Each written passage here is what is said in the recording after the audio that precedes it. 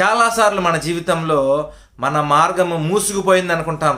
కొన్నిసార్లు మనకు అనిపిస్తూ ఉంటుంది కదా, డెడ్ ఎండ్కి వచ్చేసాం, ఎటు వెళ్ళాలో అర్థం కావట్లేదని చాలా సతమతం అవుతూ ఉంటాం మన జీవితంలో. ఈరోజు దేవుడు మనందరితో మాట్లాడుతున్నాడు. సహోదరుడా, సహోదరి, దేవుడు నీకు ముందుగా మార్గాన్ని సిద్ధపరచబోతున్నారు నువ్వు నడవటం కోసం. దేవునికి స్తోత్రం, హల్లెలూయా.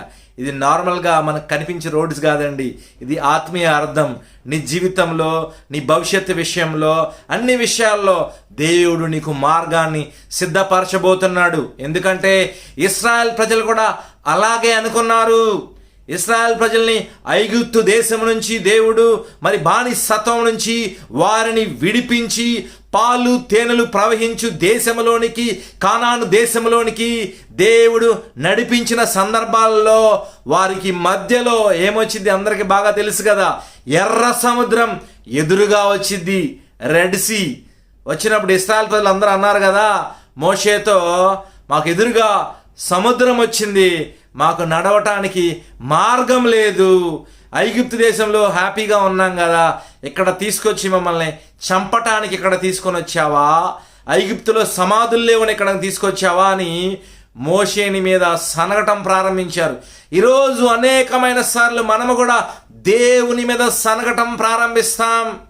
మన జీవితాల్లో దేవుడు మనల్ని నడిపిస్తూ ఉన్న సందర్భాల్లో మనకి తెలియదు దేవుని ప్రణాళికలు, కానీ కొన్నిసార్లు మనకు అనిపిస్తూ ఉంటుంది కదా, నా మార్గం మూసుకుపోయింది కదా, నా పరిస్థితి ఏంటి, నా బ్రతుకేంటి అని అనుకుంటున్నారేమో. సహోదరుడా, సహోదరి, దేవుడు నీతోనే మాట్లాడుతున్నాడు. ఎర్ర సముద్రాన్ని పాయలు చేసిన దేవుడు చేశారు కదా, ఎర్ర సముద్రాన్ని పాయలుగా చేసి ఇశ్రాయేలు ప్రజల్ని ఆరిన నేల మీద నడిపించి కానాను దేశానికి తీసుకుని వెళ్ళిన దేవుడు ఈరోజు నిన్ను వదిలిపెడతాడా? ఈరోజు దేవుడు నీ గమ్యస్థానానికి చేర్చడా? దేవుడు నీ భవిష్యత్తుని ఆయన భవిష్యత్తుని బాగు చేయడా? ఆయన చేయలేడా? ఆయనకి అసాధ్యమైంది ఏదీ లేదు. నీ భవిష్యత్తు దేవుని చేతిలో పెట్టు, నీ మార్గాన్ని ఆయన సరళం చేస్తాడు. ఆయన నీకు ముందుగా నడుస్తూ మెట్టగా ఉన్న స్థలములను ఆయన సరళం చేస్తాడు, చదును చేస్తాడు. ఆయన యేసయ్య దగ్గరికి రా, నీ స్వబుద్ధిని ఆధారం చేసుకొని మాక పూర్ణ హృదయముతో ఆయన యందు విశ్వాసముంచు, ఆయన మీద నమ్మకముంచు, ఆయన్నే నమ్ముకో, ఆయన్నే ఆలోచన అడుగు. దేవుడు నీ జీవితంలో అద్భుత కార్యం చేస్తాడు.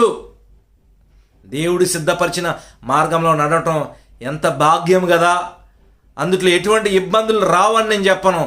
దేవుణ్ణి నడిపించినప్పుడు ఇబ్బందులు వచ్చినా కూడా ఇబ్బందుల గుండా దేవుడు కూడా నీతో ప్రయాణం చేస్తారు. దేవుడు ప్రయాణం చేసినప్పుడు ఇబ్బందులాగా అనిపించవు కదా. చిన్న ఎగ్జాంపుల్ చెప్పమంటారా? షడ్రకు మేషకు అబేద్నెగోలని మరి రాజు ఏం చేశాడు? మండుచున్న అగ్నిగుండంలో పడవేశాడు. అది ఇబ్బంది కాదా? అయినా కూడా వారితో దేవుడు ప్రత్యక్షమయ్యారు.